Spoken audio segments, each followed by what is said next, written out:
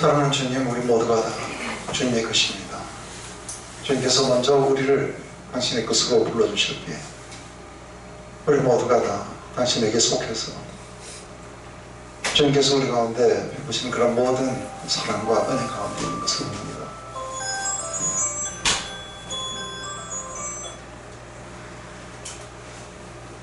주님께서 우리를 먼저 사랑해 주셨기에 우리의 마음속에서 주님을 사랑하는 마음이 일어나며 예배하는 마음이 일어나며 또 우리가 이 세상 그 어느 것보다 우리 주님을 최고의 보물로 그렇게 알며 우리가 이 땅을 살아갈 수 있도록 해주셔서 감사를 드립니다. 그 모든 것이 주님께서 먼저 우리를 사랑하셨고 우리에게 일절 주님의 그 자비와 긍휼을 베푸시며 은혜로 통치하셨기 때문인 걸 봅니다. 하나님, 바로 오늘도 우리의 마음속에 이렇게 예배하는 마음이 일어나게 하시옵소서. 우리가 주님의 그 아름다움을 우리가 사모하게 하시옵소서. 주님의 그 은혜의 통치가 무엇인지를 우리가 맛볼 수 있도록 하나님 이 시간 역사해 주시옵소서. 예수님의 이름으로 기도드립니다.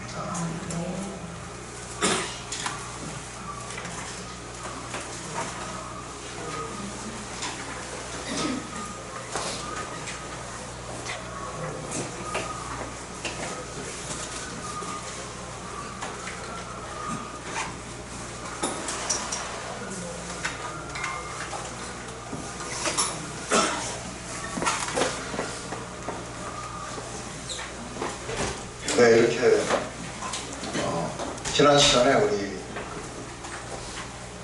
바벨탑 이야기를 봤습니다. 하나님이 오늘을 혼잡해 하셔갖고 여러 나라로 그렇게 나누신 이유, 이것은 더욱 우주적인 구원을 바로 이 세메 라인을 통해 가지고 한 나라를 만드셔서 온 세상을 구원하시는 하나님의 그런 어떤 계획의 일환이었습니다. 바로 그 계획의 가장 핵심은 바로 아브라함과 맺은 그 언약이 있습니다. 그래서 아브라함을 부르셔서 한 가정에서, 한 개인에서 한 가정으로, 그리고 마침내 한 국가로, 그리고 마침내 그분의 언약의 백성으로, 그리고 오늘날 교회로 이렇게 발전해 보게 됩니다. 그래서 하나님의 그 처음 인류를 만드시고 그리고 생육하고 번성하며 이 땅에 충만하라는 그 하나님의 그 축복이 바로 이 아브라함을 통해 가지고 온 인류에게 그렇게 퍼지게 될 것입니다. 그것은 아브라함과 그 백성을 부르셔가지고 그분이 얼마나 자비로우신 분이시고 얼마나 거룩하시며 또 얼마나 언약에 성실하신 분이신지를 우리 가운데 일절 그렇게 보여주셔서 그분이 역사의 주관자가 되셔서 그 일을 행해 가신다는 것을 그분의 백성들에게 그렇게 계시하시게 됩니다. 이때 이제 구약부터 아주 중요한 건 뭐냐면 하나님의 이 계획을 이룰 때에 인간 편의 파트너가 있습니다.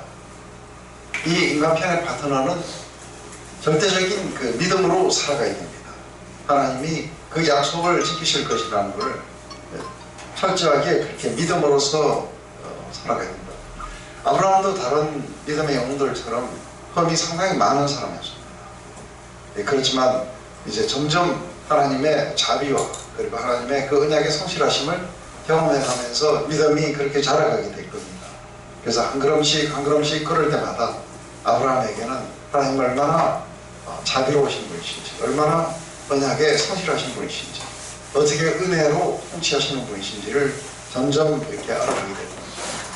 그래서 우리가 이렇게 믿음이 이렇게 중요한 것은 우리는 그 언약에 그렇게 성실하지 못합니다.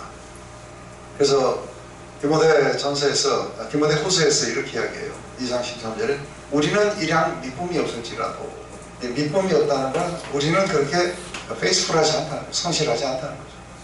언약에 그렇게 신실하지 않을지라도 하나님은 페이스풀하셔서 그분이 약속하신 것을 모두 이루실 거라고 그렇게 이야기를 합니다. 그것은 죽음을 앞두고 하나님은 우리에게 영원한 삶을 약속하셨고 그리고 그분은 자기를 그렇게 배반하실 수 없는 분이시다.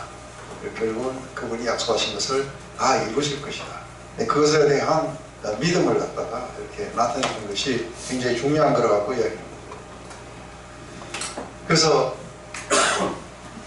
이렇게 하나님을 이렇게 계시해 나가실 때 이것은 이제 보면은 아브라함이 초기 단계 때는 그렇게 믿음이 아주 강하진 않아요.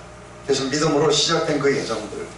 그렇지만 나중에 가면은 믿음이 이렇게 완성되어 갈 때까지 하나님은 계속해서 당신을 아브라함에게 계시해 주셨어요.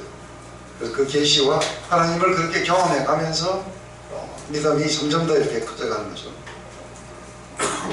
그래서 하나님은 먼저 이제 아브라함을 축복하셔서 아브라함을 통해서 큰 나라를 이루겠다고 약속하시고 또 아브라함을 통해서 온 땅을 축복하시겠다고 그렇게 약속하십니다. 그래서 이 약속을 아브라함과 이제 영원한 그런 언약이죠. 그리고 이것은 계속해서 뒤에 언약의 재확인, 언약의 갱신들이 계속 나타나요. 나중에 보면은 신해산 언약도 계속해서 카바난트가 계속해서 이렇게 갱신되어 나타납니다. 모든 세대들과 맺으시는 그 언약, 영원한 언약이라고 하시고 마침내 그 언약만 하시는 게 아니라 마침내 맹세까지 그렇게 하시게 됩니다.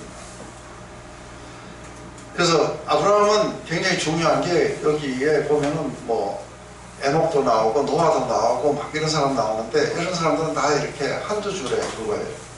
근데 아브라함은 믿음의 영웅들 가운데 12줄을 차지해요. 그만큼 아브라함은 믿음의 그런 모범이었다는 것을, 그래서 우리 모든 믿는 자들의 조상이다. 그래서 이 이야기는 아브라함을 부르셔갖고 지난번에 우리 그거 했어요, 그죠? City of God, City of Man. 인간의 도성, 하나님의 도성. 그래서 인간의 도성을 떠나서 하나님의 도성으로 가라고. 그래서 그를 부르셔서 그렇게 데려가면서 이 과정 속에서 하나님의 도성으로 향해 가게 될 때에 굉장히 많은 믿음의 테스트들을 거쳐요. 그때 우리는 하나님이 얼마나 신실하신 분인가에 대한 우리의 믿음이 환난이나 어떤 상황을 만나면 흔들려 버려요. 그때 철저하게 믿음으로 이제 신뢰해 가는 그런 과정을 그린 이야기가 이게 아브라함의 이야기입니다. 그래서 처음에 이제 실패와 성공을 통해서 믿음이 성장할 때 제일 먼저 국민학교, 고등학교, 뭐 대학교 이렇게 본다면은 국민학교 때는 처음에 이제 비전을 따라서 가라. 그래가지고 이제 어딘지 알지도 못한 채 멀리서 보고 이렇게 따라갔어요. 근데 중학교나 고등학교 때쯤 가면은 이게 조금은 상황이 막 어려운 상황이 와요. 막 기근이 온다든지 아니면 적이 쳐들어온다든지 뭐 이런 것들이 오면은 이게 흔들려버려요. 믿음이 흔들려가지고 이제 믿음에서 막 이렇게 벗어나서 파선하게 될 때 그때마다 하나님 오셔서 그 믿음을 바로 잡아주세요. 그리고 제일 마지막에는 이제 이삭을 바치시는 그 이야기. 이삭을 하나님께 이렇게 드리게 될 때 그때 믿음이 이제 완성이 돼요. 그게 이제 대학이죠. 그래서 클라이맥스는 아브라함이 마지막 이삭을 바치는 거기에서 이렇게 끝이 나게 돼요.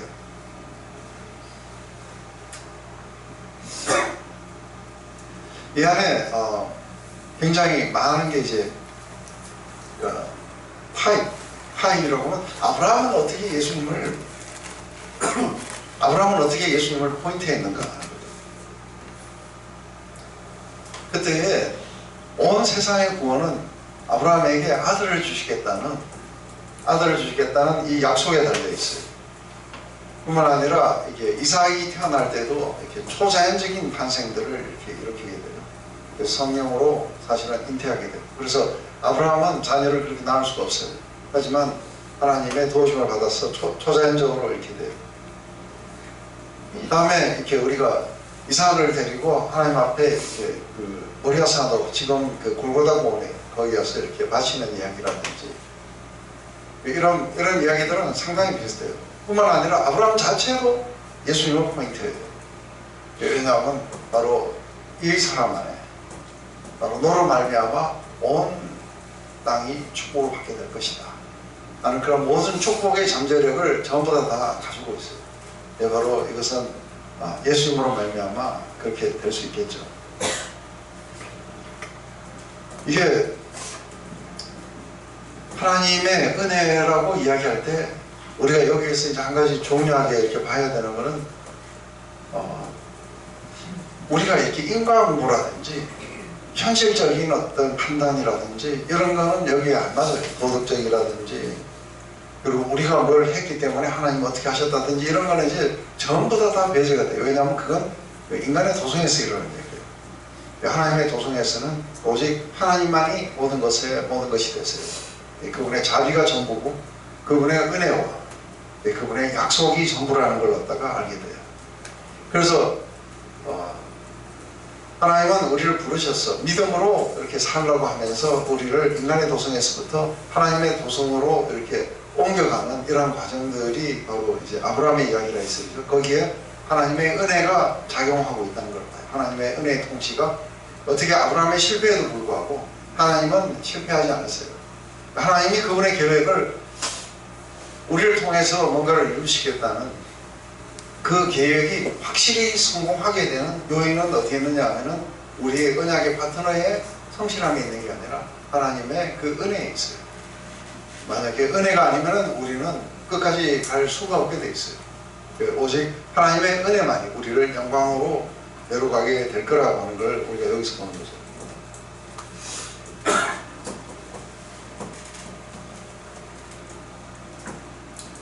그리고 이제 아브라함이 이렇게 땅을 주시겠다고 약속하셨는데 사실은 아브라함 죽을 때까지 막벨라고 하나밖에 못 사요. 그죠?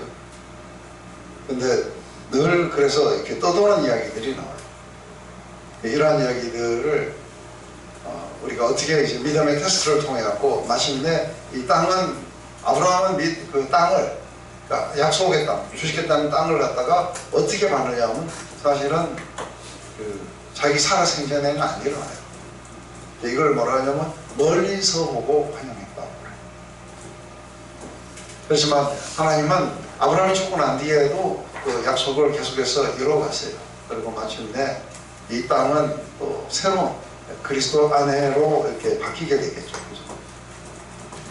그래서 처음에 땅을 주시겠다 하고 땅 약속을 믿고 갔는데 그래서 이렇게 세겜에 도착하자 이 땅이 하나님이 주신 땅이라는 뜻으로 이렇게 예배를 드리게 되고 그리고 밑으로 내려가고 그 베델에도 가서 또 그렇게 예배를 드리게 돼요. 그래서 이게 이제 하나님 영역 표시 비슷하게 이제 하나님께 예배를 드림으로 말미암아 이 땅이 하나님 주신 것이다. 이러면서 점점 그 한계가 어딘지를 찾아 이제 밑으로 남방으로 내려갔다가 가뭄을 만나는 바람에 이 땅을 벗어나 버린 이야기. 그래서 애굽으로 갔다가 다시 이렇게 돌아와가지고 다시 이렇게 예배를 드리게 돼요. 그래서 이게 하나님 주신 땅이라는 그 의미로 다시 예배를 드리게 돼요. 그렇지만 이제 롯과 이렇게 분리가 될 때 여전히 아브라함은 그 약속의 땅에 남아요. 그래서 이런 모든 전체가 그 뒤로 이제 아브라함은 이 약속의 땅을 갖다가 이렇게 떠나지 않는 것이죠. 그래서 오늘 우리 본문을 보면서 오늘 12장하고 13장 1절 2절까지를 우리가 보게 될 거라고 봅니다. 그래서 한번 다 같이 읽어보고 합시다. 시작.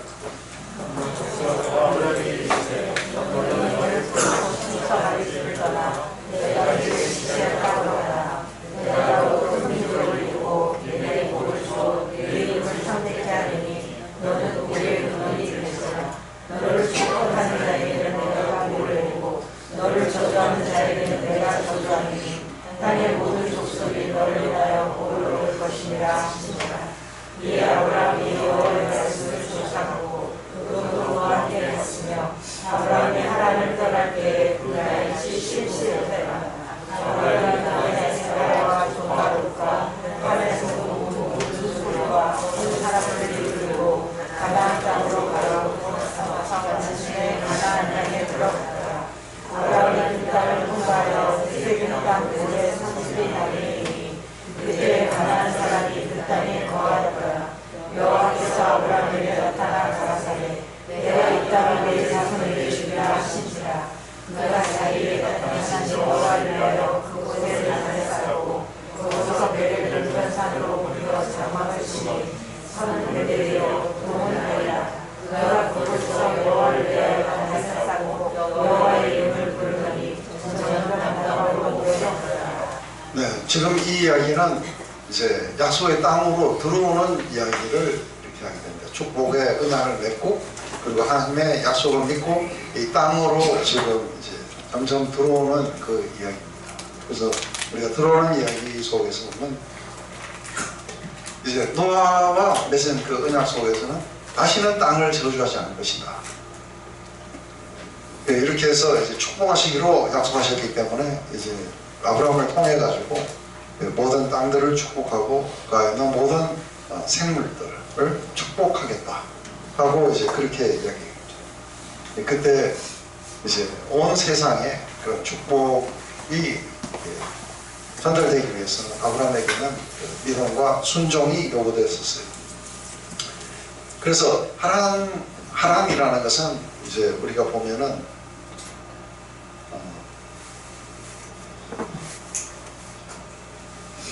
지도가 있었는데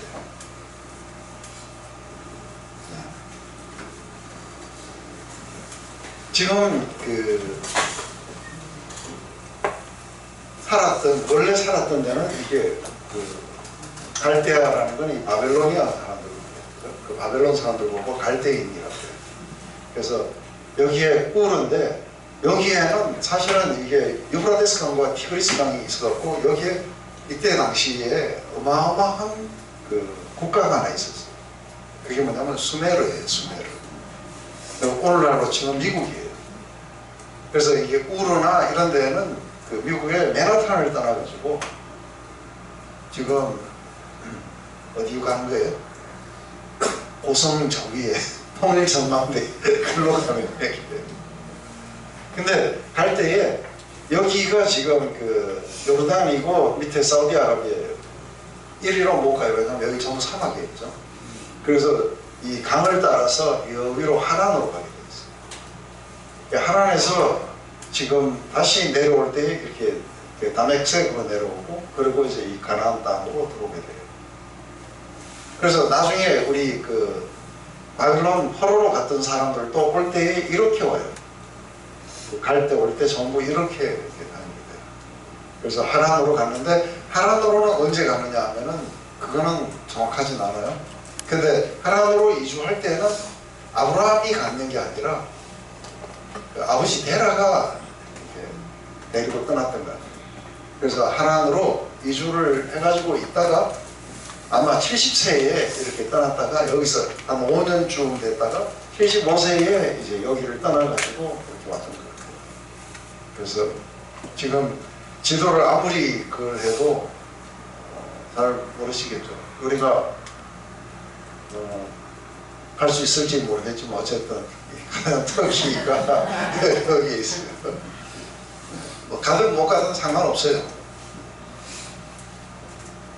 그래서 하나님이 또 가게 하시면 가고 못 가게 하시면 못 가는 거죠.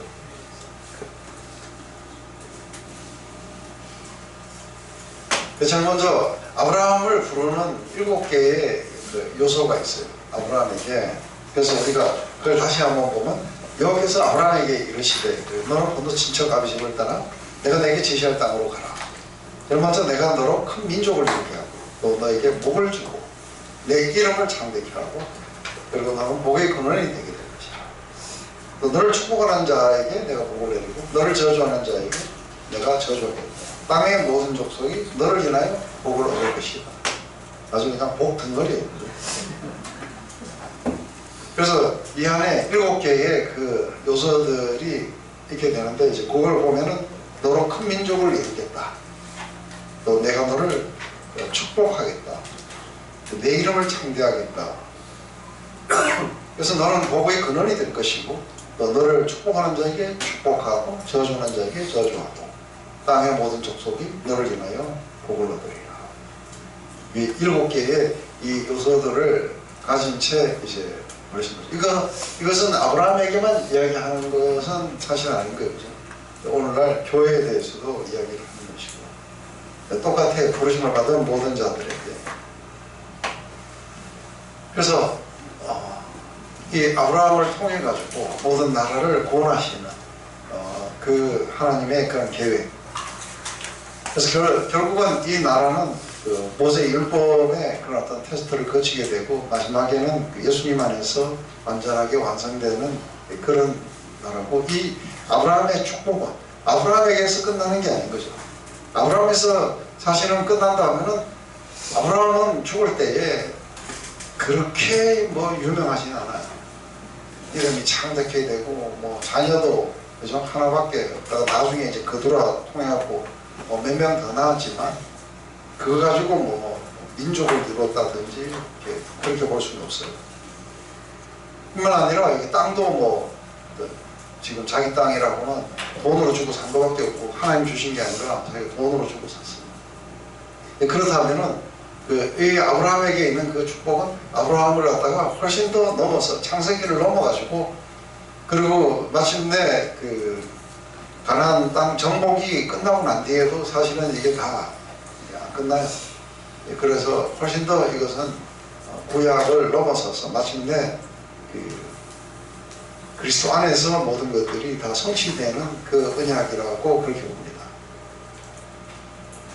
그래서 이렇게 보면은 이 언약이 여기서만 끝나는 게 아니라 아브라함에게서 끝나는 게 아니라 이삭에게로 야곱에게로 그 다음에 나중에는 그 뭐죠 모세 통해 가지고 이스라엘 그 다음에 그 베드로에 의해서 유대인에게 또 사도 바울에 의해서 이방인들에게 이렇게 하면서 마침내 이제 그 우주적으로 이 축복이 이렇게 퍼져나가는 것들을 보는 거죠. 그래서 제일 먼저 이제 이렇게 하기 위해서 너는 아브라함이 했을 때 너의 고향 친척과 아비 집을 떠나 내가 너에게 보여줄 땅으로 가라. 근데 이러한 것들을 때로는 하나님이 뭐 우리에게 말씀하셔서 네가 어디로 가라 할 때에 말씀하실 수도 있지만 많은 잘못된 그런 어떤 생각을 가진 사람들은 이걸 가지고 마치 막 떠나라고 한다고 이렇게 생각하면서 어디로 막 떠나려고 하는데 지금 창세기 이야기는 1차적으로는 그건 아니에요. 그죠? 그 이야기는 지금 어디를 떠나야 되느냐 하면은 본토 친척 아비 집을 떠나는 게 아니고 인간의 도성을 떠나요. 자기가 뭘 해서 성취하고 이렇게 하는 그곳을 떠나서 이제는 온전히 하나님만을 의뢰하는 곳으로 가라고 얘기하신 거죠. 근데 하나님께서 왜 아브라함을 택하셨는가? 왜 아브라함, 그 수많은 사람들이 있는데 아브라함을 택하셨는가 하면은 그것은 아브라함이 제가 늘 그런 이야기해요. 내가 보면 어떻게 이야기하는 거예요? 나 수많은 그 사람들이 살았지만 택한 건 누굽니까? 저예요. 이러면서 그걸 그렇게 하고 축복한다고 떠나라는데 떠날 수 있어요? 저 떠났어요. 하고 이렇게 이야기하면 이제 내가 복음이에요. 내가 복음인데 하나님이 이렇게 택하시면 무조건적인 거예요. 그분의 긍휼에 택하신 거예요. 그래서 우리가 이걸 가지고 왜 아브라함을 택하고 옆에 있는 사람 안 택했느냐 어쩌느냐 이런 이야기 이제 쓸데없는 이야기는 할 필요도 없어요. 무한한 지혜 가운데 하나님은 아브라함을 선택하셨어요. 그래서 그 당시에 뭐 멜기세덱도 있었잖아요. 욥도 있었고 비슷한 시기였어요. BC 1800년경이에요. 그때 욥도 BC 1800년쯤 돼요. 그럼 욥도 있었는데 욥을 안 택하시고 아브라함을 택하셨어요. 멜기세덱이라고 하는 멋진 자도 있는데 안 택하시고 아브라함을 택하세요. 아브라함을 택해야 되는 그 이유가 있죠, 그죠? 아브라함을 택해야 되는 그 이유가 아브라함이 무자하고 이래야 돼요. 그래서 부인도 불임이고 뭐 이런 식으로 해가지고 좀 별 볼 일 없어야 택하심을 받을 수 있었어요. 만약에 수메르 거기에서 왕이라든지 아니면 뭐 어마어마한 거부였다든지 이랬으면 또 안 떠났을지도 몰라요. 근데 거기서 뭐 별 볼 일 없으니까 뭐 여기서 사나 거기서 사나 별 차이 없다 하면은 잘 떠날 수도 있었겠죠. 고향과 아버지 친척집을 떠나라 이렇게 했던 것은 단호하게 분리하라고 하는 얘기예요. 단호하게 네가 있던 그곳을 분리해라. 그래서 믿음의 본질이라는 건 바로 그런 거예요. 이전에 있던 거하고 혼합되면 안 돼요. 단호한 분리가 일어나야 되는 거죠. 그래서 예수님도 나를 따르라 할 때 굉장히 단호하게 이야기하시죠. 쟁기를 손에 잡고 뒤돌아보는 자는 합당하지 않다. 그래서 아주 단호하게 아비나 어미나 자식을 나보다 더 사랑하는 자는 내게 합당하지 않고 하고요. 똑같이 아브라함에게서 네가 떠나라고 이야기했던 것과 아주 단호하게. 근데 이걸 보면은 뭐 자식이나 뭐 부인이나 이런 사람들을 버려버리고 이렇게 떠나라는 그런 이야기가 아니죠. 그죠? 이 세상에 그 어느 것도 주 예수보다 더 귀한 건 없다. 그래서 그분이 최고가 될 때만이 나머지들도 자기 위치를 이렇게 차지할 수 있겠죠. 그래서 지금까지 우리가 익숙했던 삶, 늘 우리가 익숙했던 그런 어떤 컴포트 존들이죠. 이런 것들을 전부 다 버리고, 그리고 이제는 오직 자신의 노력과 성취, 이런 모든 것들, 자신의 어떤 의지에 의해서 결정되는 삶들, 이런 것들을 다 버리고 이제는 하나님이 우리를 위해서 성취해 주시는 삶, 그리고 하나님의 뜻, 하나님의 의지, 그것이 우리에게 중요한 것으로 작용해서 이렇게 떠나라고 하는 거죠. 그때 하나님은 우리를 이렇게 축복으로 그분이 이루신 것들을 우리에게 주실 수 있다고 하는 것입니다. 그래서 실제 삶 안에서는 이게 그렇게 편한 건 아니에요. 왜냐하면 우리는 이 인간의 도성 속에서 살던 그 습성들이 있어가지고 이걸 떠나면은 우리의 통일을 잃기 때문에 굉장히 아주 불안해하고 힘들어하고 그래요. 그래서 만약에 우리가 믿음으로 산다는 것은 이런 것에서 이렇게 불안하지만 우리는 저항하지 않고, 그리고 이런 모든 것에서 하나님의 섭리가 있고 하나님이 우리를 지키시고 하나님이 우리를 그렇게 공급하시고 하나님이 우리를 갖다가 높여주실 것이다 하는 것들을 믿는다면 우리는 과감하게 이것을 갖다가 떠나가게 될 거라고 봐요. 그래서 하나님이 우리에게 공급하시는데 또 되게 답답한 건 뭐냐면 우리가 원할 때 아니고 하나님이 원하시는 타임에 오니까 우리가 좀 답답해하는 거죠. 그죠? 그래서 오직 예수님은 산상수훈에서 그렇게 말씀하셨어요. 아주 레디컬하게 하나님을 신뢰하는 거죠. 그래서 대충은 뭐 자기가 하고 조금 뭐 이런 거는 하나님께 그렇게 하고는 하나님 나라 안에 못 들어온다. 그래서 전적인 신뢰가 없이는, 그래서 전적인 위탁, 하나님께 온전히 자신의 삶을. 그래서 우리 찬송가 중에 그런 거 있습니다. 주께 내 영혼 맡기겠나 주가 물어보실 때 하고 물어봐요. 그때 우리가 죽기까지 주님을 따르며 믿음으로 살겠습니다 하고 저들 대답했다고 해요. 너로 큰 민족을 이루고 하고요. 그래서 여기서 보면은 아브라함 보고 명령하신 거는 딱 한 개밖에 없어요. 뭐예요? 떠나라는 거예요. 떠나라는 거고, 떠나고 난 뒤에는 아브라함에게는 이게 뭐가 없어요. 네가 어떻게 하면은 내가 큰 나라를 이루고 이런 이야기들이 없어요. 그냥 내가 큰 나라를 이루어주겠다고 말씀하셔요. 그래서 이게 은혜의 언약인 것은 이게 계약은 뭐냐면은 만약에 너희가 내 말을 지키고 너희가 나를 순종하면은 이렇게 될 것이다 하는 것은, 이것은 조건이 있어요. 근데 은혜의 언약은 조건이 없어요.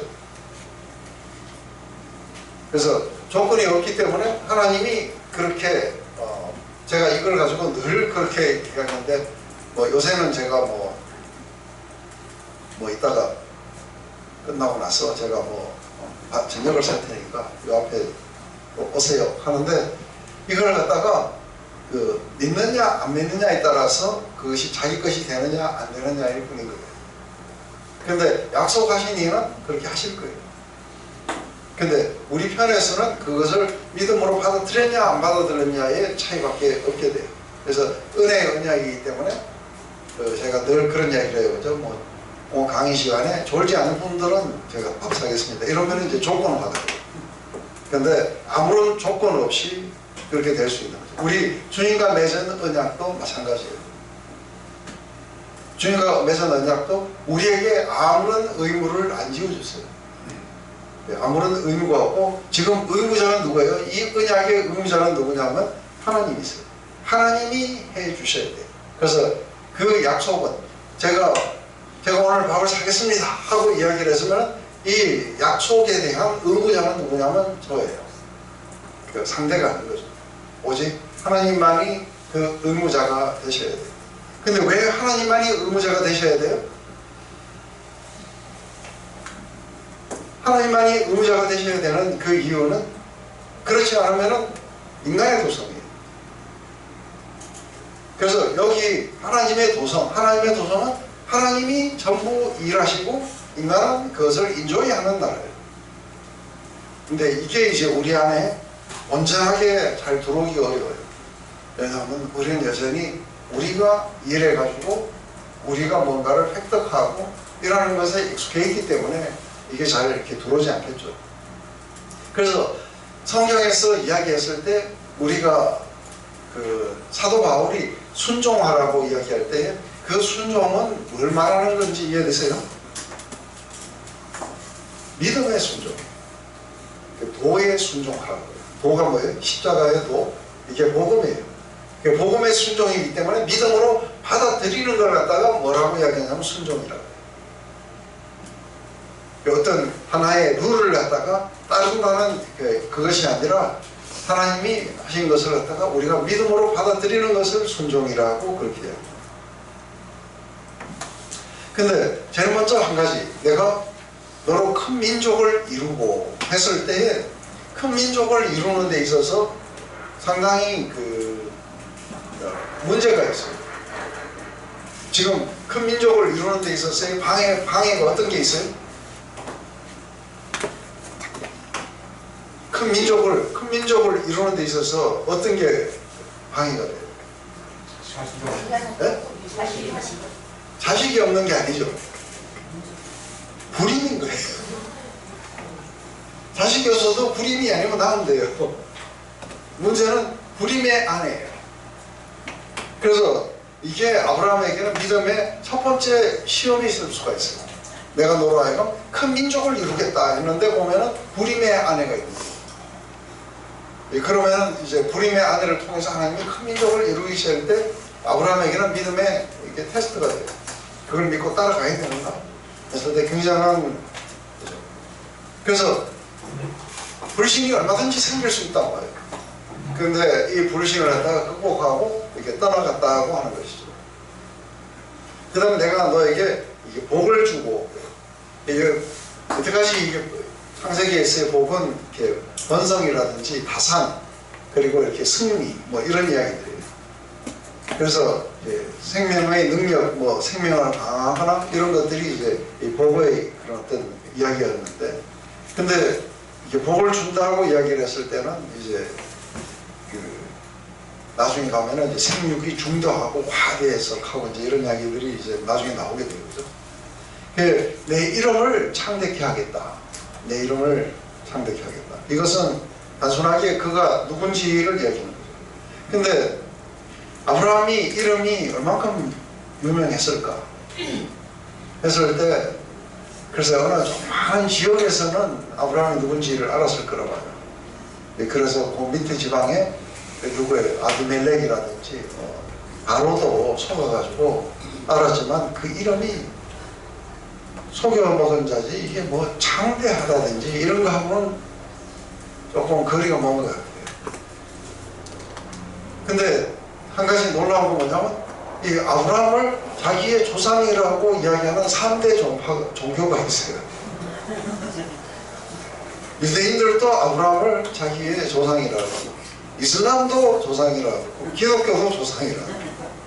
그래서 전 세계에서 이게 이 3대 종교가 다 이걸 지배하고 있는데, 이게 전부 다 자기 아버지가 아브라함이라는 거예요. 이거는 창세기를 벗어나서 엄청나게 훗날까지 아브라함의 이야기는 꺼지지 않고 아무도 아담이 우리의 조상이었다 이렇게 이야기를 잘 안 해요.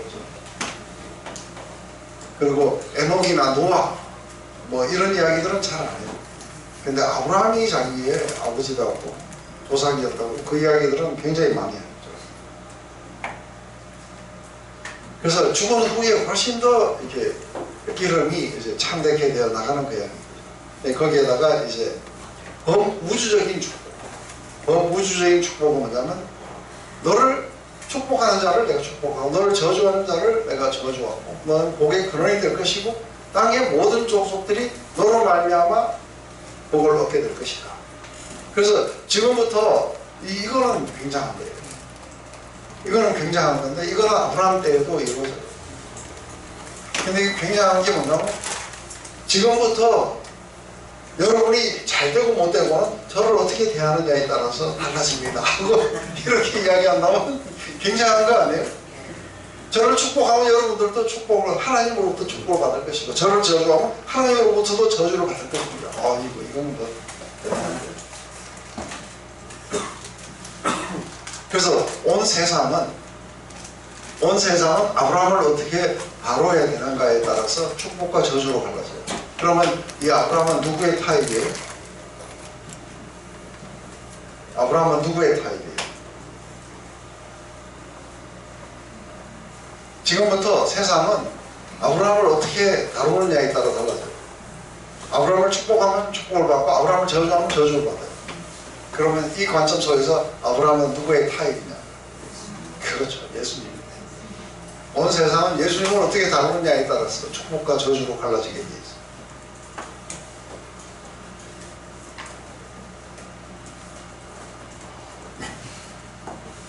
그래서 모든 민족들 아브라함을 갖다가 아브라함을 축복하게 되면 아브라함이 받는 그런 모든 축복들을 그들도 받게 돼요. 그래서 예수님을 갖다가 축복하고 그렇게 되면 예수님 안에 있는 모든 축복들이 그들의 것이 이렇게 되겠죠. 그래서 축복이 전달되기 때문에 너로 말미암아 모든 민족이 축복을 받게 될 것이다. 이것은 사실은 아브라함을 떠난 이야기예요. 아브라함을 떠난 이야기인데 아브라함의 이야기이기도 해요. 왜냐하면 아브라함은 믿음의 모범이었어요. 그래서 오늘날 우리에게도 아브라함의 그 믿음을 갖다가 우리가 갖게 되면서 아브라함의 축복에 참여하게 돼요. 이러한 부분들로서는 하지만 모든 민족이 너로 말미암아 복을 얻게 될 것이다 했을 때는 이것은 사실은 예수님 안에서 이루어져요.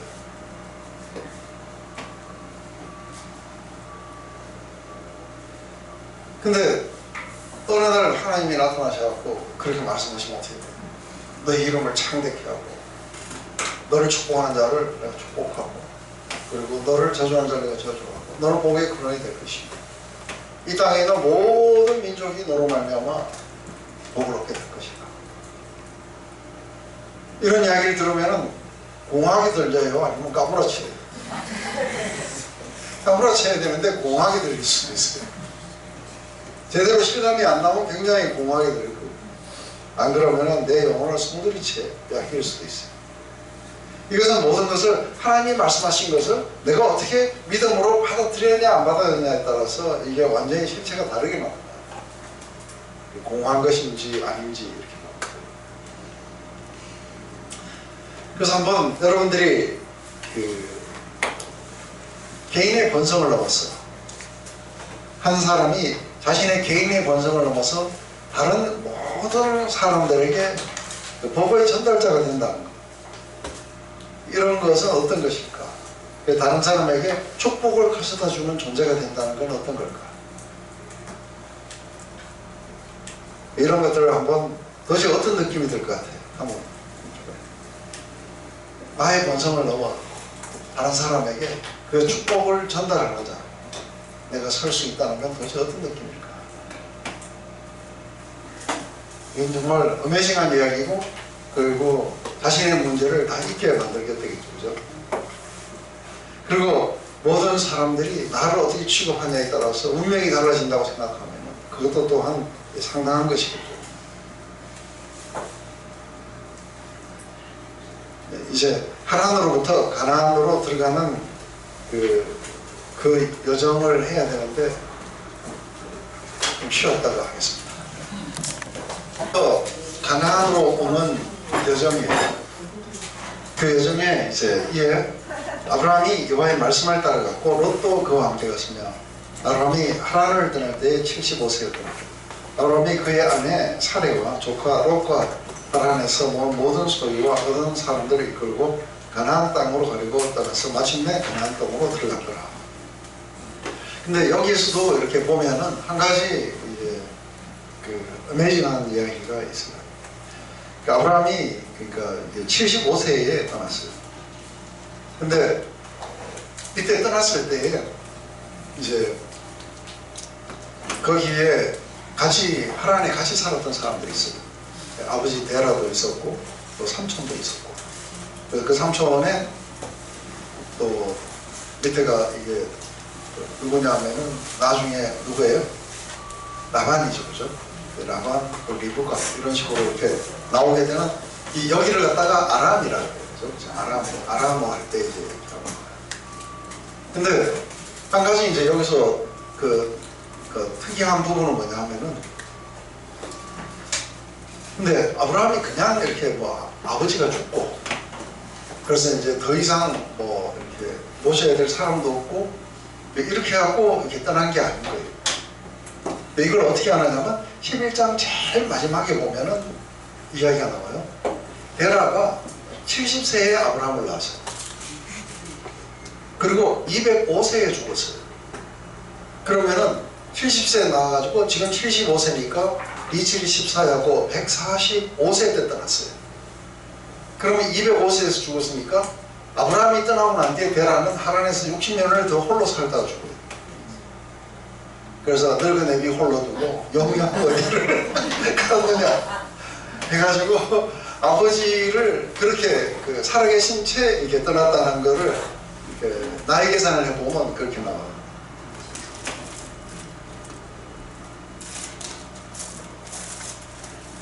그래서 우리는 정확하게 이건 75세에 떠나기 때문에 갈대아우르에서는 몇 살에 떠났을까 하는 거는 확실하지는 않아요. 확실하지는. 그렇지만 한 가지 믿음을 따라서 그분의 부르심, 그분의 거대한 그런 계획들, 자신에게 주어진 그런 비전, 이걸 따라서 하나님의 목적을 이루기 위해서 선택된 이 그릇은 믿음으로 반응했다는 걸 그렇게 볼 수 있어요. 그래서 한 번도 가보지 못한 땅이었어요. 근데 그 땅에 오직 하나님의 약속만을 믿고 떠났던 아브라함. 그 믿음이 더 돋보인 건 아까 얘기했듯이 우리가 불임의 아내를 데리고 그리고서는 큰 민족을 이루기 위해서 떠나가는 이야기. 이게 정말 과연 우리가 지금 오늘날 그 하면은 합리적으로 생각해야 될 거 아니에요, 그죠? 그래서 합리적으로 생각해봐라. 그럼 그게 말이 되는 건가? 어떤 사람은 바이러스는 예수님도 못 죽이고 하나님도 못 죽이고 오직 의사들만 죽인다고 그렇게 이야기하는 사람들도 있어요. 바이러스를 만드신 분이라고 이야기하면 뭐라 그럴까요?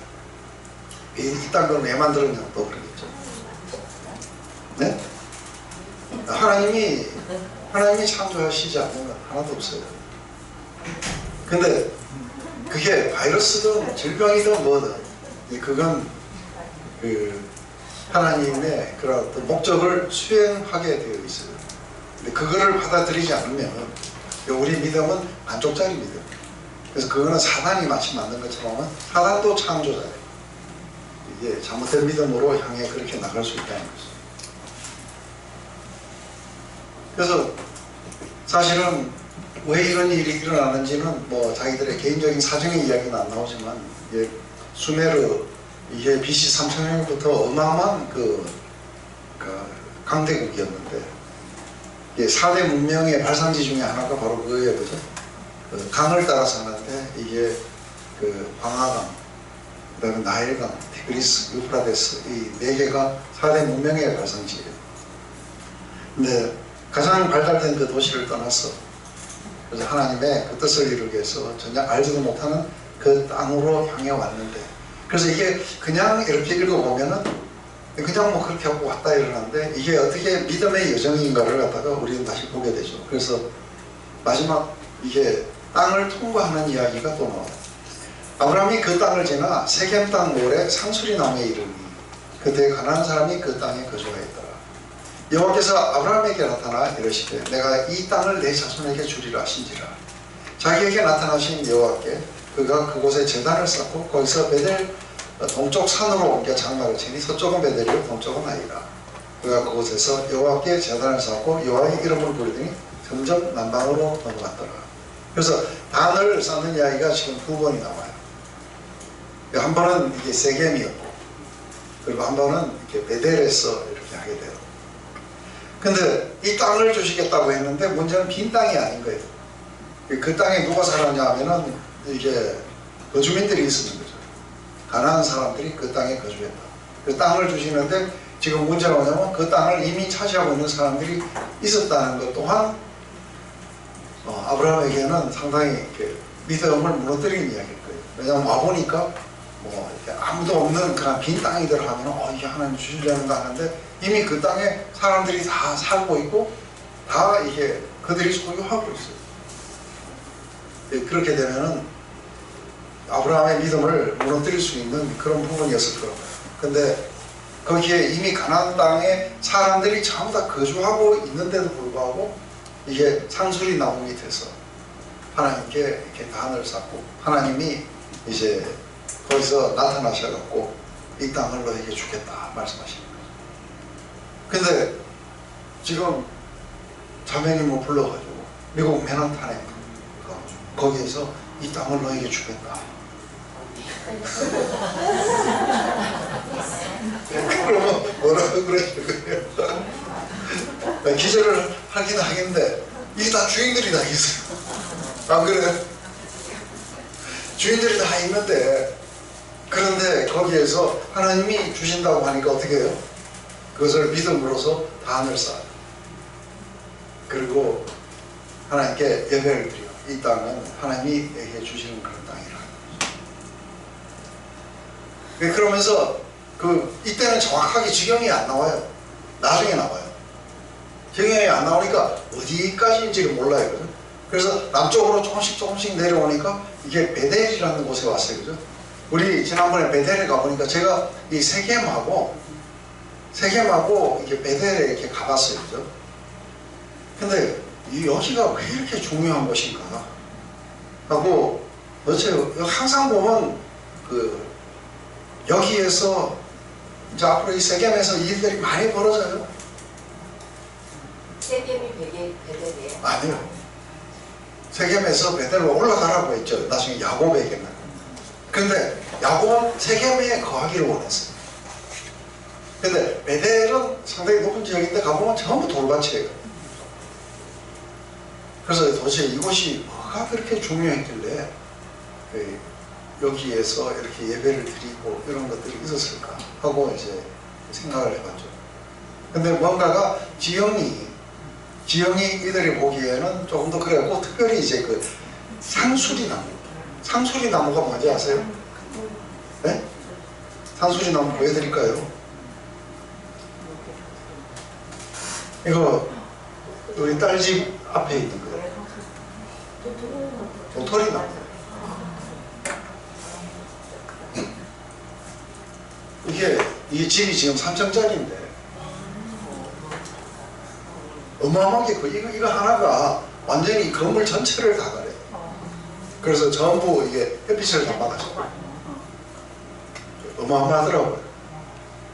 근데 지금 여기서 이렇게 보니까 이렇지 이 밑에 가면은 뭔가가 신이 나타날 것 같지 않아요? 네, 그래서 사람들이 큰 나무 밑에서 많이 그렇게 하는 이유가 뭔가 그 덩치나 이런 것들이 자기를 이렇게 압도하는 거예요. 그래서 이제 상수리 나무 밑에서 했는데 모래 상수리 나무, 아모레가 아니고 모래. 모래라는 거는 이게 선생, 계시 뭐 이런 뜻이에요. 그래서 아마 이교도들이 이렇게 드렸던 예배의 장소일 수도 있어요. 그런데 이걸 구속하셔갖고 이제 하나님께 예배를 드리겠죠. 그래서 이 세겜은 어떻게 본다면은 가나안 땅 이게 딱 중간쯤 돼요. 우리가 보면 예루살렘이 중간이라고 하는데 예루살렘은 저 남쪽에 있고 세겜이 딱 중간쯤 돼요. 그 위에 단부터 저 밑에 부엘세바까지 하면 세겜이 딱 중간쯤 될 거예요. 그래서 아주 굉장히 핵심부에 이렇게 들어오게 된 거죠.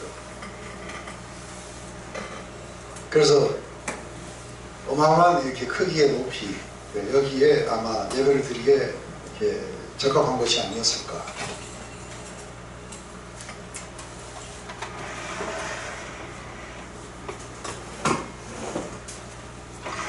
그래서 사라의 불임에다가 지금 가나안 땅에 거주민들이 있고 이런데도 하나님의 약속은 이 땅을 주고 그리고 거대한 민족을 이루겠다. 거기에 대해서 이제 똑같이 세겜에서 베델까지는 그렇게 멀진 않아요. 근데 어쨌든 약간 이렇게 고바이처럼 이렇게 올라왔고 돌밭인데 거기 와서 하나님의 이름을 불렀더라 하고 이제 그 이야기는 하나님을 전적으로 이제 의지하는 이야기들이죠. 그 에노스 연약함들을 느낀 인간들은 하나님을 이렇게 이름을 누구든지 주의 이름을 부르는 자는 구원을 얻게 될 것이라고 하는 거죠. 근데 한 가지 이때에 조금 더한 부분은 조카 롯을 데리고 왔네요. 그나마 그래도 연로한 아버지보다는 젊은 조카가 낫겠죠. 근데 이게 결국은 이제 이 조카의 이야기가 나중에 이제 그 소돔과 고모라의 이야기는 도대체 창세기 안에서 무슨 의미가 있는가 했을 때 소돔과 고모라 이야기를 거의 대부분은 이게 죄에 대한 심판으로 가요. 그 죄에 대한 심판이 아니라 바로 이 롯으로 말미암아 나중에 이제 나타나게 되는 두 민족이 있어요. 그 민족의 이야기예요.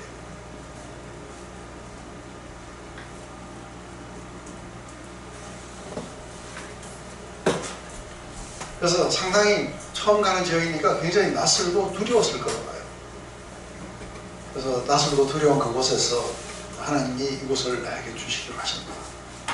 근데 비록 롯은 있었지만 굉장히 외로웠을 거라고 봐요. 굉장히 힘들고 롯이 뭐 이렇게 나이가 많고 지도자급이 아니니까 아브라함이 모든 것들을 다 해야 되는데 가면 사람들이 좀 더 이렇게 적대적일 수도 있고 이럴 때에 가가지고 거기를 갖다 조마조마한 마음으로 다니면서 그러면서 하나님이 여기를 넣어주고 여기에서 네가 큰 민족을 이루겠다.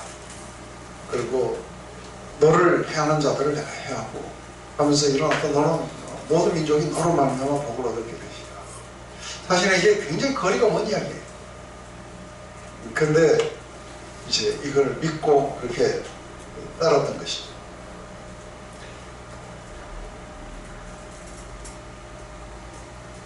그래서 처음에 이제 그 아브라함이 이 땅을 너에게 주겠다 하고 하나님 말씀할 때 이 땅이라 했으면 아마 이게 그 세겜 정도를 이렇게 생각을 했을까? 아니면은 이보다 더 이렇게 넓은 지경을 말했을까?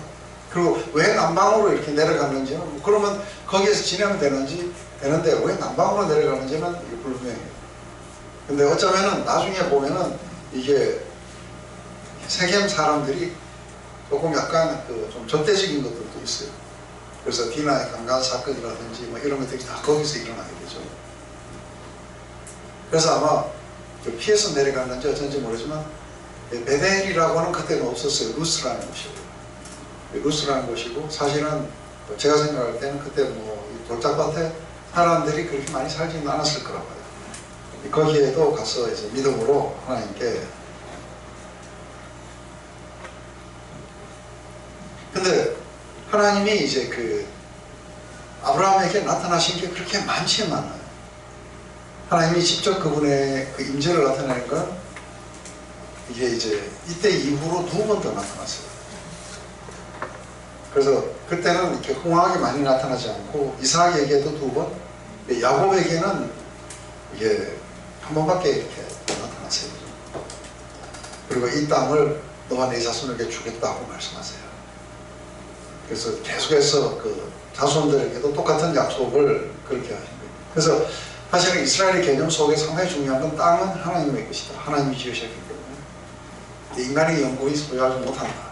근데 하나님이 그 땅의 주인으로서 주시겠다 하면 그것은 우리가 우리의 소유가 있는 것이다 하고 이렇게 얘기하는 거죠.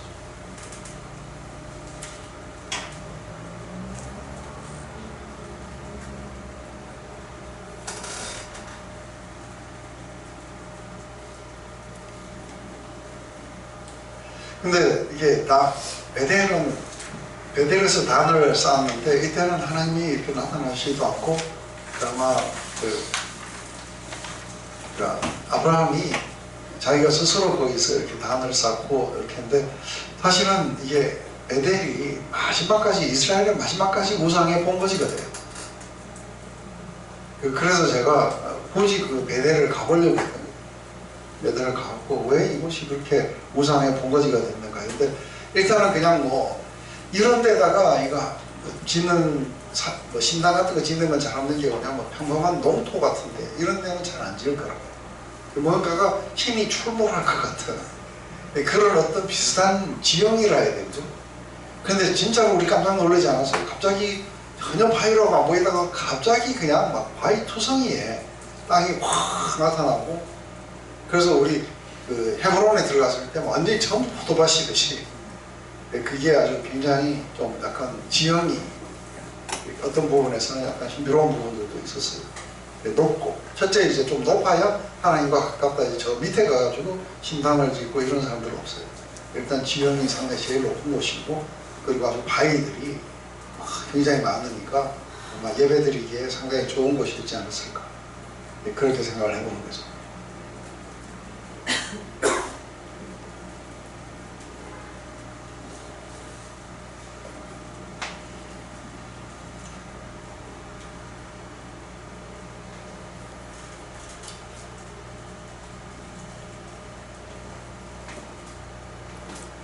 우리 이제 요거 다시 한번 읽어봅시다.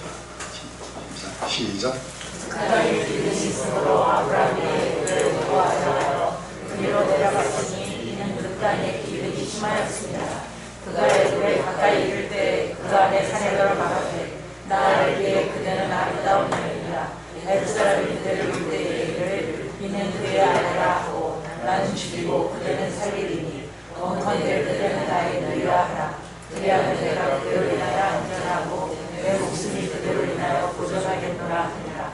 아브라함이 애굽에 이르렀을 때에 애굽 사람들이 그들의 심히 아름다움을 보았고 바로의 대신들도 그를 보고 바로 앞에 칭찬하고 그의 여인은 바로의 궁으로 취하였으니라. 이에 바로가 그를 인하여 아브라함을 후대함으로 아브라함이 양과 소와 누이와 암수를 가지고 때를 얻었더라. 여호와께서 아브라함의 사내들을 보고 바로와 그 집에 큰 제한을 있습니다. 바로가 아브라함을 불러서 이르되 여호와께서 이렇게 되셨느냐. 내가 어찌하여 그를 내 아내라고 보호하지 아니하느냐. 내가 어찌 그를 위하여 나도 그를 취하여 살게 하였느냐. 내 아내가 여기 있으니 이래 되었다 하고 바로가 사람들에게 그의 이름을 명하고 그 이름을 아내가 그 모든 소리를 그대었다. 네, 이게 이제 첫 번째의 믿음의 이제 테스트죠. 지금까지는 아주 스타트를 아주 잘했어요. 잘했는데 그 땅에 기근이 와버린 거예요. 그 기근이 오자 이제 땅을 떠나가는 이야기예요. 사실은 아브라함의 불신을 이야기해요. 그래서 볼 때에 나중에 이제 그 롯이 소돔을 택한 거하고 비슷해요. 그쪽에는 먹을 게 풍족하다는 거죠. 그래서 하나님의 약속의 말씀보다는 이게 뭘 먹을까 뭘 마실까가 훨씬 더 이렇게 중요한 시점이었고요. 근데 나중에 보면은 아브라함은 실패했던 자리에 예수님은 성공하세요. 사람이 떡으로 사는 게 아니라 하나님이 약속하신 그 말씀으로 우리가 살아야 된다 하는 것이 이제 예수님 말씀이고, 이스라엘의 광야 40년 동안에 배워야 되는 것도 이거였어요. 사람이 떡으로 사는 게 아니라. 그래서 하나님을 전적으로 트러스트하는 쪽으로 살아가야 되는데, 여기에서 이제 첫 번째의 테스트가 왔을 때 이제 실패해서 애굽으로 내려가게 되는 이야기예요. 근데 애굽으로 내려가면서 이때에 믿음이 지금 흔들려요. 그래서 믿음이 흔들릴 때에 어떻게 흔들리냐면, 그러니까 사라가 이때 65세쯤 됐는데, 근데 너무 이뻐. 여기 지금 65세에 도달하신 분 계세요? 영실 형님만큼 이뻤던 것 같아요. 사실을 말씀하십니다. 그래서 아브라함이 겁먹는 이야기예요. 여기에서 이제 믿음 대신에 자기 방어의 체계 속에서 합리적인 생각을 해본 거예요. 그때 만약에 내 부인이라고 보면 분명히 나를 죽이고 빼앗을 것이다. 그런데 나의 동생이라고 이야기를 하면 나를 우대하고 뺏을 것이다. 어차피 뺏길 바에는 우대받고 뺏기자. 이게 이제 아브라함이 만들어내는 전략이에요. 그래서 이제 누이라고 해라 했는데 이 말은 사실 맞는 이야기예요. 사촌 누이예요. 네? 그런데 이걸 갖다가 진실을 말하기 위한 게 아니라 자기를 갖다가 프로텍트하고 보호하기 위해서 이거를 지금 사용하고 있는 거예요. 그러니까 이제 바로가 누이라고 하는 이야기 속에 이제 자기의 매형이 되니까 지금 이제 굉장히 무대를 이렇게 해줘요. 그죠? 그러면서 아브라함을 후대함으로 아브라함이 양과 소와 노비와 암수 나귀와 약대를 얻었더라. 그래서 이제 생명도 보호하고 왕창 그거 하는데 지금 이 여자는 누구냐 하면은 이 여자를 통해서 수많은 민족을 낳겠다 했는데 이게 바로한테 이게 팔아버리겠대요. 예, 이렇게 된 이유가 어디 있냐면 이게 두려움이 지금 아브라함을 지배하고 있는 것이죠. 그래서 첫 번째에서는 실패를 해요. 그러면 어떻게 해요? 이제 믿음에서 실패했으니까 이게 끝이라 하잖아요. 근데 이게 끝이 아닌 게 이게 뭘 하다가 실패했느냐 하면은 이게 이제 이 실패가 이게 다른 실패예요. 아예 처음부터 나를 내 축복을 믿고 따라올 때 따라오지도 않은 사람들과 그래도 굉장한 용기를 갖고 따라가다가 두려워서 순간적으로 넘어지는 사람들의 이야기예요. 이게 다른 실패도 다른 실패예요. 근본적인 믿음이 없는 사람들하고 믿음이 있는데 가다가 너무 갑자기 상황이 두려워가지고 갑자기 넘어지는 수가 있다는 거예요. 그래서 이게 바로 하나님의 거대한 계획을 이루기 위해서 믿음의 여정을 걷다가 넘어진 사람들의 이야기예요. 근데 이렇게 딱 넘어졌을 때에 이때 뭐가 발동하느냐, 이런 사람들이 가다가 넘어지면 그때는 뭐가 발동하느냐면 그때는 하나님의 은혜가 발동하게 돼 있어요. 왜냐하면 이 언약의 의무자가 누구냐면은 하나님이세요. 그래서 하나님이 만약에 이렇게 하고 바로의 품에서 자식을 막 낳기 시작하고 뭐 이랬더라고 하면은 어떻게 돼요? 그래서 뺏겨갖고 영원히 그러고 혼자 돌아왔다든지 뭐 이렇게 되면 하나님의 계획이 무너져요. 그리고 하나님이 약속하신 것들이 안 이루어져요. 그래서 하나님은 한번 말씀하시면은 무조건 이루어져야 돼요. 그럼 어떻게 해야 돼요? 하나님이 개입하셔야 돼요. 하나님의 주권적인 개입이 여기서 일어나게 됩니다. 그래서 이 하나님의 주권적인 개입이 일어나는데 그때에 그 순간에 잠깐 아브라함 너 미쳤어 하고 이러가지고는 천둥 번개를 막 부들부들 해가지고 이렇게 하고 돌이키게 하는 게 아닌 거죠. 아브라함의 그 연약함에 이것도 하나님이 아브라함을 갖다가 이끌어 가시는 그 여정 가운데 한 파트예요. 왜냐하면 믿음이라는 것은 그냥 교실에서 생기는 게 아닌 거예요. 실제 속에서. 그래서 아브라함의 실패를 허용하세요. 근데 이 실패를 허용하시면서 하나님이 계시가 돼요. 우리는 그 하나님을 보게 돼요. 언약의 신실하신 하나님. 그래서 그날 밤 바로에게 나타나십니다. 왜 바로에게 나타나냐면 그래서 바로에게 나타나고 바로가 야단을 맞아요. 그리고 바로 집에 태가 닫아치고 그러면서 바로가 혼이 나요. 이 바로가 혼이 나야 되는 이유가 어디 있어요? 예? 바로는 혼나야 돼요. 왜요? 아브라함을 갖다가 겁나면 너를 저주하는 자를 내가 저주할 거라고 하는 거예요. 그 저주는 이게 아브라함을 괴롭힌 거예요. 위협을 한 거예요. 그래서 그러면 너를 저주하는 자를 내가 저주할 것이다 해갖고 지금부터는 뭐예요? 이 하나님이 아브라함에게 모든 것인 거예요. 그래서 그날 밤에 나타났고 바로를 갖다가 야단을 치시고 그리고 거기에다가 벌을 내리시게 돼요. 그러니까 바로가 그 다음날 이거는 자기가 속았다는 걸 깨달은 거예요. 그냥 깨달았으면 어떻게 돼요? 이게 그냥 칼 빼가지고 아브라함을 바로 죽였을 거예요. 어디다 대고 거짓말 했냐고 하고 바로 죽였을 텐데 이게 칼을 못 뽑는 거예요. 왜요? 아브라함 뒤에 누가 계시냐면 그 언약의 하나님이 계셔요. 그러니까 막 분노로 올라오는데 어떻게 하냐? 나 왜 그랬니?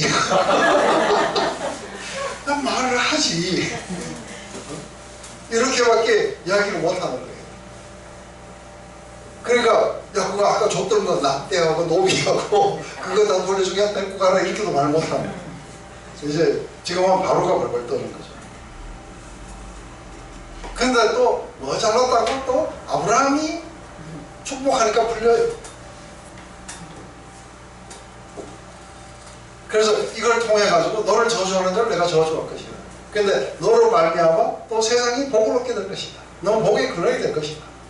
그래서 아브라함이 기도하니까 바로가 또 다 이게 저주가 다 풀려요.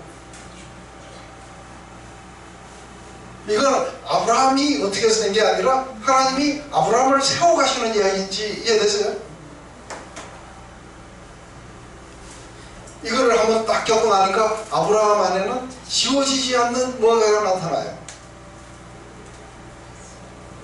아, 말씀하시는 게 맞긴 맞는 모양이네. 그러면 다음에 갔을 때 이런 거에 좀 더 용기를 낼 수 있는데 다음에 한 번 더 팔아먹어요.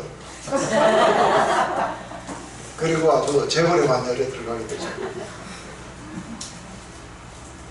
근데 여기에서 지금 그냥 이렇게 나오게 될 때에 그냥 나오는 게 아니라 은검육축을 잔뜩 줘갖고 내보내요. 그러면서 바로가 명하여 그 아내와 모든 소유를 갖다가 다 내어보내도. 그래서 나중에 우리가 이게 13장에 가보면 너무 많아가지고 이게 롯하고 둘이가 이게 같이 땅을 소유할 수가 없어요. 왜냐면 풀도 많이 없는데 이게 은강육축이 너무 많으면은 이게 풀이 없어요. 그죠? 그래서 너는 저하고 나는 우하고 하는 이야기가 이제 그래서 나와요. 그래서 롯은 그 소돔 쪽을 선택하게 되죠. 그럴 정도로 많이 가지고 나옵니다. 근데 이 사건을 가지고 잠깐 하고 이제 스톱 해보는 거예요. 이 사건을 가지고 잠깐 해보면 아브라함에게 이제 어떤 믿음들이 생겼다고 봐요? 아브라함에게 제일 먼저 하나님이 그렇게 약속하셨던 것, 그것을 이루시는 분이십니다. 그리고 하나님은 나의 어떤 실수에도 불구하고 하나님의 은혜의 통치는 지속되고 있다는 걸 보는 거예요. 그리고 그분이 내게 약속하신 것은 그분이 신실하게 이루실 것이다. 이때에 이 사도 바울처럼 그렇게 이야기하는 거죠. 우리는 일양 신실하지 못해도 그분은 언약에 신실하신 하나님이십니다. 그래서 신실하신 하나님이 오셔서 나를 그 위험으로부터 구해주셨다는 거예요. 그런데 여기에 한 가지 더 굉장히 중요한 믿음이 또 새겨져요. 어떤 믿음이겠어요? 이 믿음은 나중에 소돔 왕과의 대화에서 나와요.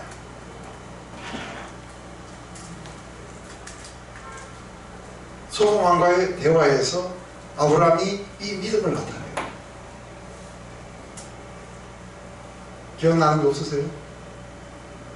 나중에 보면은 소돔 왕이 이제 롯이 잡혀갔을 때 아브라함이 쫓아가고 전부 다 롯하고 다 뺏어면서 전쟁에서 승리하고 탈취물을 가지고 와요. 가지고 왔을 때 소돔 왕이 지금 그냥 별볼일 없는 주제에 다 뺏겨놓고는 나머지 모든 탈취물들은 네가 가지라. 그러면서 아브라함 보고 네가 가지라고 그래요. 그때 아브라함이 뭐라 그러세요? 그때 아브라함이 소돔 왕에게 하는 얘기예요. 아니, 나를 부욕해 하는 이는 오직 하나님 한 분밖에 아니신다. 그걸 어디서 배웠어요? 애굽에서 마누라 팔아먹고 배운 거예요. 갑자기 자기가 거부되어 나오거나 자기가 장사를 잘했다든지 뭘 잘해갖고 온 게 아니라 하나님이 자기를 축복해 주셨다는 거예요. 그래서 나를 부욕해 하시는 하나님. 그래서 나중에 데리고 나와가지고 이게 돌아왔어요. 그죠? 돌아와고 보니까 참 기가 막혀요. 그죠? 이런 걸 한번 겪어보세요. 네? 이런 일을 한번 겪어보시면은 나중에 돌아와갖고 한참 동안도 그럴 거예요. 이게 참말이란 말인가 하고. 안 그래요? 어떻게 이렇게 결말이 날 수가 있겠냐. 근데 이렇게 하나님의 은혜를 우리 삶 속에서 경험해 보지 못하는 사람들이 많은 거예요. 나는 어리석고 나는 연약하지만 왜 나를 사랑하십니까? 나의 모든 것들이 무너질 때 당신의 계획 속에서 나의 미래를 봅니다. 그리고 내가 모든 것들이 다 사그러져 갈 때 여전히 당신은 내게 부족함이 없습니다. 내가 부유할 때 나를 부유케 하시는 하나님. 처음부터 끝까지 하여간 믿음으로 사는 이야기들이 이게 이제 우리의 이야기들인 거죠. 근데 이렇게 사실은 자기가 실패를 통해 가지고 자기 어리석음을 통해 가지고 더 커다란 하나님, 은혜의 하나님을 갖다가 이렇게 경험한다는 건 사실은 사람들 잘 기대를 안 해요. 그죠?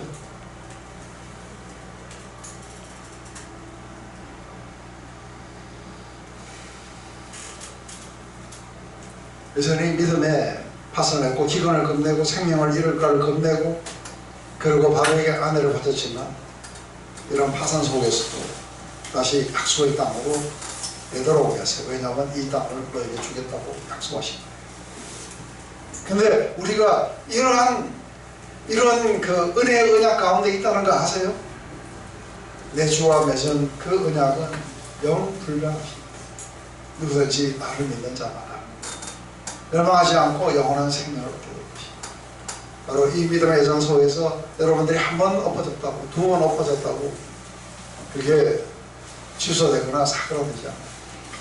하나님은 거기 그분의 그런 구속의 파워들, 그분의 영원하신 팔이 이렇게 따라와서 우리를 다시 내 위치로 돌려놓을 거예요. 지금 아브라함에게 따라오는 지금 영원하신 팔이 뭔지 보이세요? 이게 복음의 이야기들인 거죠. 그리고 거기서 다시 한번 하나님과 친밀한 예배의 관계 속으로 다시 이렇게 부르시는 것이죠.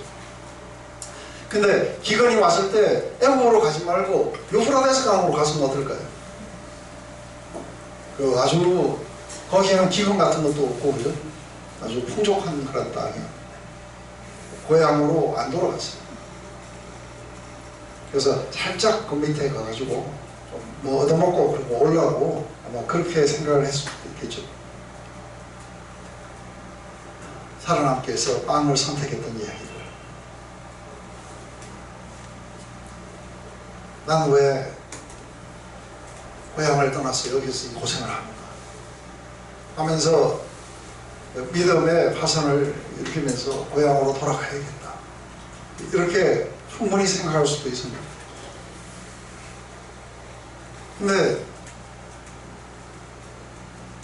지금 이렇게 내려가면서는 그냥 땅을 주시겠다 했지만 이미 다른 사람들이 다 차지하고 있고 이 땅이 뭐 지금 기근으로서 고통을 받고 있고 안에는 불임이고 이런 가운데서 사실은 살아남기 위해서 선택했던 건데 바로 이걸 통해 가지고 하나님의 그 어메이징한 은혜를 갖다가 이렇게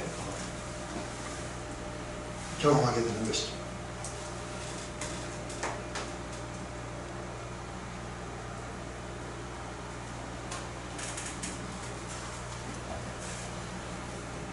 우리 마지막으로 이렇게 시작. 하나님의 유축과 은혜님이 풍부하였다. 너는 바깥에서도 가능하여 예를 이루며 너를 나라의 사인 전에 삼박천동 곳에 이르니 너가 처음으로 강을 쌓은 곳이라. 그가 거기서 여호와의 이름을 불렀더라. 네. 이렇게 해서 다시 돌아와가지고 다시 아까 두 번째 그 했던 베델로 이렇게 오게 되죠. 그래서 베델은 상당히 이렇게 높은 곳이에요. 그래서 그 위에서 이렇게 보면은 우리 너보산에 갔을 때 이제 거기가 다 보였어요, 그죠? 이게 보니까 요단강이라는 게 이게 두 지형이 하나로 갈라져가지고 밑으로 이렇게 요단강이 올라가고 여기서 저 밑에 이렇게 보여요. 저기가 예루살렘이고 어디 보면 이렇게 보일 정도인데, 그러면 저쪽에서도 이쪽을 보면 여기가 어디고 다 이렇게 보일 거예요. 그리고 옛날에는 아마 또 미세먼지나 이런 뭐 폴루션이 좀 적어가지고 더 잘 보였을 수도 있어요. 그래서 아마도 제가 생각할 때에 그 요단강 건너편, 저기 사해 건너편도 잘 보이지 않았을까. 예, 높은 곳이. 근데 우리가 베델에 갔을 때는 강이나 그쪽 잘 안 보였는데 어떻게 보이는 부분에, 그래서 아이하고 베델 사이라 그래요. 아이가 어딘지 아세요? 아이가 어디냐면 이제 가나안 정복해 들어갈 때에 여리고에서 어디로 올라가면 아이로 올라가요. 예루살렘으로 안 가고 아이로 올라갔어요. 그래서 가장 그 올라가기 아마 쉬운 곳이었을 거예요. 거기로 이렇게 올라가가지고 거기에서 사실은 전쟁에서 지고 이러다 다시 이기고 이런데, 그 아이하고 베델하고는 불과 아마 몇 킬로 사이일 거예요. 거기로 이제 올라가서 거기에서 여호와의 이름을 불렀더라. 다시 하나님을 예배하는 자로 돌아온 이야기예요. 한번 실패했어요. 근데 앞으로도 실패할 거예요. 그래서 계속해서 실패를 통해하고 아브라함의 믿음은 하나님을 점점 더 경험하고 그리고 점점 더 강해져 가는 믿음으로 바뀌어가는 것은, 아브라함이 뭘 잘 믿어가지고 하나님 축복하시고 된 게 아니라 지속적인 실패를 통해가지고 하나님의 뜻이 어디 있는지, 하나님은 어떤 분이신지를 점점 더 깊이 경험해 가는 이야기로 나타나게 될 거라는 거예요. 그래서 아브라함에게 가축과 은금이 풍부하였더라. 생명의 위협은 지나가고 풍성함이 찾아왔어요. 거부가 되어들어가고, 그리고 여호와께 예배를 드렸는데 처음과 다른 예배였을 거예요. 처음에는 이 땅이 하나님이 주신 것이라는 것에 대한 어떤 믿음을 이렇게 드러낸 것이면, 지금은 자기를 생명을 보호하시고 자기를 거부가 되도록 의롭게 하신 그 하나님에게 대한 감사의 예배를 이렇게 드렸을 수도 있어요. 그래서 하나님이 왜 아브라함이 애굽으로 내려가는 것을 막지 않으셨는지 이해되세요? 왜 아브라함을 그렇게 막아가지고 이제 억지 주장으로 그렇게 만들어 가시진 않아요. 그래서 위험에 노출되도록 하세요. 그래야 하나님의 구원이 뭔지, 하나님의 보호하심이 뭔지를 이야기해요. 근데 이 이야기는 나중에 보면 몇백 년 후에 똑같은 일이 일어나요. 그의 가족들이 애굽으로 먹을 것이 없어서 여기 기근이 들어갔고 살라 내려갔다가 거기에서 바로의 위협을 받고 거기서 또 똑같이 영육축을 얻어갖고 나오는 이야기입니다. 하나님의 구원, 하나님의 축복, 보호하심, 하나님이 그 은혜의 언약의 신실하신 분이라는 것을 갖다가 이렇게 경험시킴으로 말미암아 아브라함에게 믿음이 강하게 자라도록 하기 위해서 아브라함에게 실패를 허용하셨던 하나님. 그래서 하지만 아브라함은 실패해도 하나님이 실패하지 않으시기 때문에 우리에게 소망이 있는 거예요. 그리고 실패한 자기 자녀들을 불쌍히 여기시고 가서 구해오십니다. 그래서 이 이야기는 나중에 가면은 잃어버린 한 마리 양의 이야기하고 똑같아요. 잃어버린 아들의 이야기하고 똑같은 거예요. 그리고 잃어버린 자들을 찾아서 오시는 바로 이게 하나님의 이야기하고 똑같은 거예요. 잃어버려도 영화신 팔이 가서 찾아올 거예요.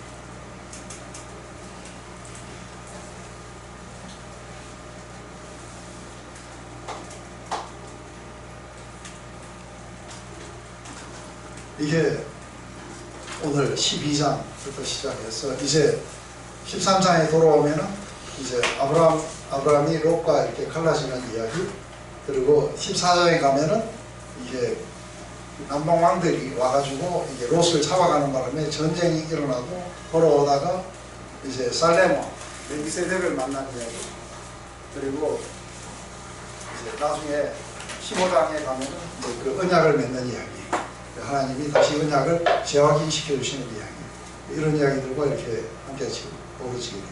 그래서 여러분 오시기 전에 오늘 이제 12장을 이렇게 이 관점 속에서 여러분들이 지금 보셨잖아요. 그래서 11장까지는 이게 인간의 죄에 대한 이야기가 나와요. 근데 12장부터는 뭐예요? 하나님의 구원에 관한 이야기, 은혜에 축복에 관한 이야기들이 나오게 돼요. 이 관점 속에서 13장, 14장 계속해서 읽으셔야 돼요.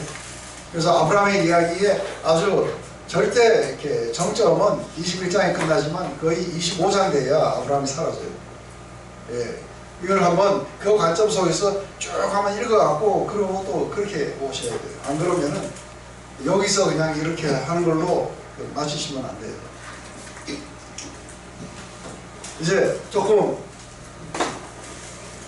이게 구약의 이야기에 대해서 어떤 관점에서 봐야 되는지가 이게 생기시게 되면은 축복의 관점 속에서 아브라함을 어떻게 완성시켜 가시는지, 이삭을 어떻게 완성시켜 가시는지, 야곱을 어떻게 완성시켜 가시는지, 이 이야기들 하나님이 이렇게 어떻게 한 나라를 만들어 가시는지, 그래서 이들이 지속적으로 하나님의 은혜와 사랑을 경험하고 하나님의 보호와 축복을 경험하게 하셔서 그분의 그 나라를 이렇게 이루어 가시는지.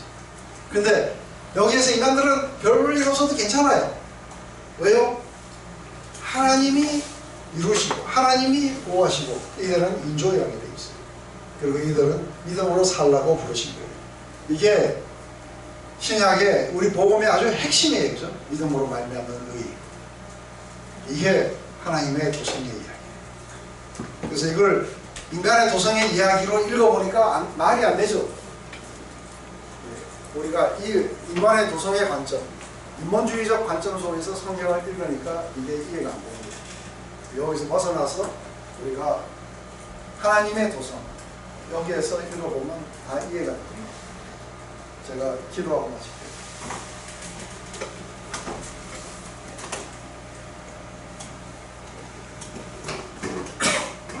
오늘 우리가 이 아브라함의 부르시는 이야기를 통해서 그런 조건 없는 부르심, 거기에 축복의 부르심, 그 은혜의 부르심을 우리가 봅니다. 바로 우리 인간들이 죄로 말미암아 우리 인간 스스로가 진취하고 노력하고 만족을 누리는 그런 삶에서부터 벗어났어. 하나님이 모든 것이 되시고 하나님 모든 것을 이루시고 또 보호하시는 그 하나님의 도성으로 오라고 우리를 믿음으로 부르시는 것을 봅니다. 아브라함은 그 믿음에 이해하고 떠났지만 그 안에 많은 믿음의 테스트들이 있었고 실패도 하게 되는 걸 봅니다. 하지만 여전히 바로 이러한 시간들을 통해서 하나님이 누구신지를 계시하시고 그리고 하나님의 그 은혜의 언약의 확실성을 부여함으로 아브라함에게 지울 수 없는 그런 믿음을 허락하셨던 것을 봅니다. 하나님 바로 이러한 관점 속에서 이 하나님의 은혜가 우리의 모든 이해를 초월하는 것이라는 것을 우리가 느끼고 우리의 이 또한 우리의 믿음으로 우리가 살아가게 되기를 원합니다. 그러면 이제 앞으로 전개되는 그런 모든 이야기 속에서도 바로 이런 은혜의 하나님, 사랑의 하나님, 축복의 하나님, 그리고 온 세상을 구원해 가시는 하나님을 우리가 만날 수 있도록 하시옵소서. 예수님의 이름으로 기도드렸습니다.